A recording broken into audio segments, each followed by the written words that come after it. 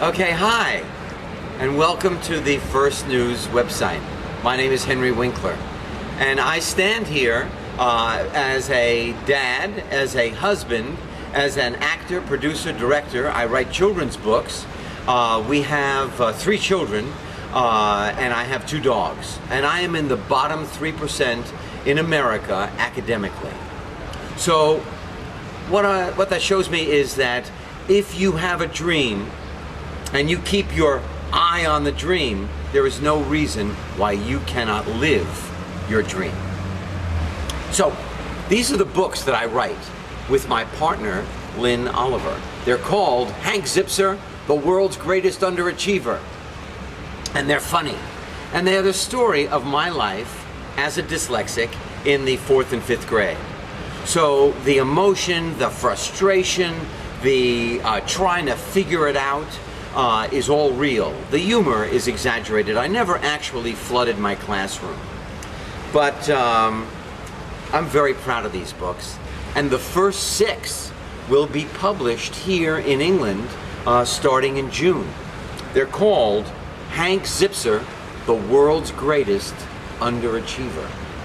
So I thought I would read a little bit. From this one is called I Got a D in Salami. That's because I got a D in pretty much everything except lunch. Some of the books are called Holy Enchilada. Now, this is just between you and me. They wouldn't let me put the full title on the book. Holy Enchilada, my teacher has gas. But don't tell anybody. Then, of course, there's Barfing in the Back Seat, Surviving the Zipser Family Road Trip. The Curtain Went Up, My Pants Fell Down. The Zippity Zinger. You know, I'm not good eye-hand coordinated. I don't have that kind of skill. I'm not a great sports person. But I did learn to play softball, which is a kind of baseball, for the Happy Days baseball team. So we wrote a book about that. And at the same time, I went to visit the Hopi Indian in Arizona. And I was so impressed with the visit to the Hopi Indian, we put that into the Zippity Zinger. So, okay, now, I'm just going to get on with it and read. So this is called I Got a D in Salami. Okay, it's a spelling test. Oh, you know what? I forgot to tell you. Miss Adolph, my teacher, she was the worst teacher in the world. I'm not kidding. If you think you've got a bad teacher, she is nothing compared to my Miss Adolph. My Miss Adolph, her personality was gray, her hair was gray, her skin was gray, her shoes were gray, her skirt was gray. I'm telling you, she thought there was too much smiling in the 4th grade. Okay, so it's a spelling test. If Hank Zipser does well on his spelling test, he does not have to do homework that weekend. He studied his words. He knows them well. It's the morning of the test. It's chapter 3.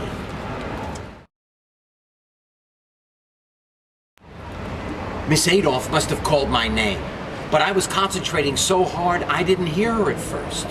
All of a sudden I saw her standing over me. The entire class was staring at me. Daydreaming, are we? Miss Adolph asked. No, I answered. I was just practicing my words. I guess I can't spell and hear at the same time. The kids cracked up. I had to smile. There it was, the old Zipser attitude. I still had it. I mean, I didn't mean to be funny, but the sounds of the kids enjoying, made me feel great. Well, the feeling didn't last long, that's for sure. Come with me, young man, Miss Adolph commanded, and I walked up to the front of the classroom. As I looked out at all the faces, my ears stopped working for real. It was as if everything was moving in slow motion. I looked over at Miss Adolph. I saw her lips move. I couldn't hear a thing. Miss Adolph repeated the word, rhythm. I read her lips. Come on, Hank, breathe. You know this word. All right, my body started working again. Rhythm, I said, rhythm.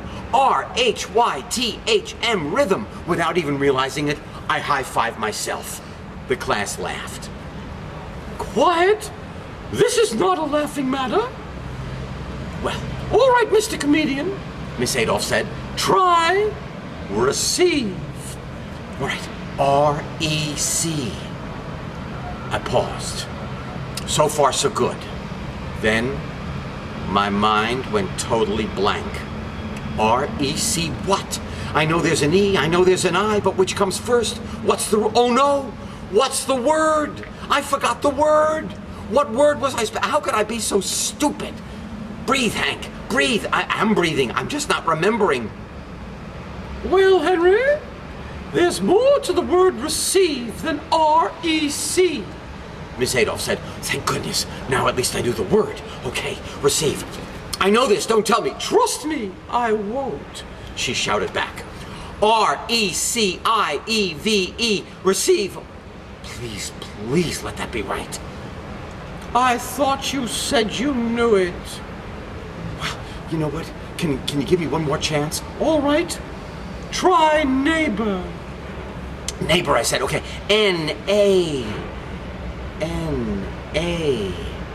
Where did it go? Last night I knew every one of these words forwards and backwards. This morning I lost them. From the time I left my apartment until the time I arrived in class, they must have fallen out of my head.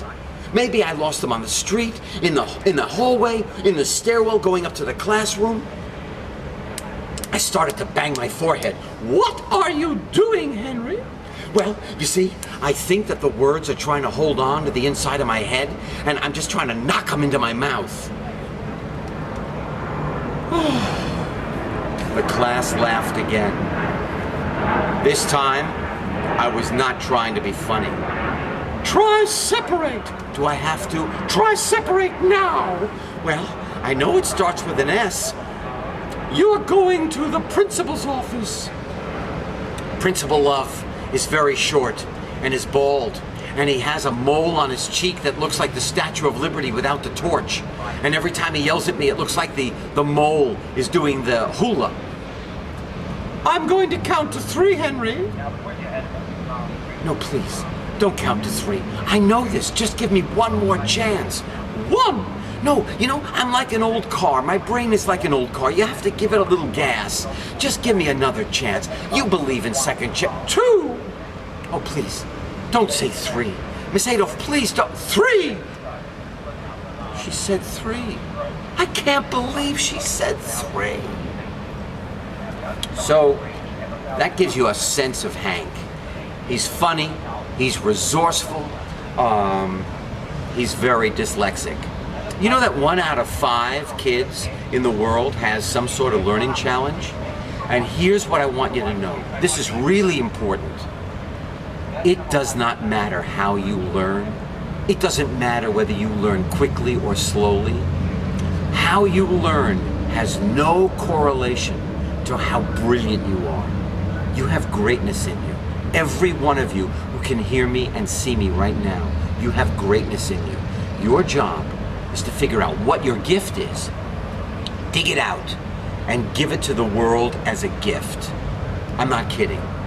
I am so proud of each and every one of you. You are great. You will enjoy Hank. I enjoy you. And look at the bridge. Oh my gosh.